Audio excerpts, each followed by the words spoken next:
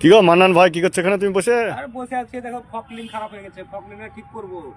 তো মিস্ত্রিও নাই, কিছুই নাই, কি করব? তাই বসে আছি, খাওয়া নাই দাওয়া নাই, এই ভাটায় এখানে বসে আছি। কতক্ষণ ধরে বসে আছো? তাও প্রায় 1 ঘন্টার উপরে হবে। তো খারাপ হয়ে গেছে গাড়ি না? হ্যাঁ, তো মিস্ত্রি আসবে বলেছে? মিস্ত্রি আসার জন্যই তো বসে আছি, অনেকক্ষণ ধরে বসে আছি, দেখি কতক্ষণ না আসে ও। তো ফোন করেছিলে মিস্ত্রিকে? হ্যাঁ, ফোন করেছিলাম, ও একটু রাস্তায় জ্যাম, তাই জন্য আসতে পারেনি। দেখি কি করা যায়, এত বড় কাজ চলছে ভাটায়, এই ভাটায় যদি ফকলিং যদি খারাপ হয়ে যায় তাহলে কি আর চলবে? তা তো ঠিক। অনেক লোক কামাই হয়ে গেছে, কাজ কাজ থেকে অনেক লোক কামাই হয়ে গেছে, ওই লোকগুলোর কাজ নাই, এই ফকলিং খারাপ হয়ে গেছে, ফকলিংটাকে ঠিক করবো। মিস্ত্রিকে অনেকক্ষণ ধরে ফোন করেছি, তো আসলি কাজ শুরু হয়ে যাবে কাল থেকে। তুমি ঠিক করতে পারবে না পকলিন? আমি কি মিস্ত্রি নাকি? হ্যাঁ, আমি কি মিস্ত্রি?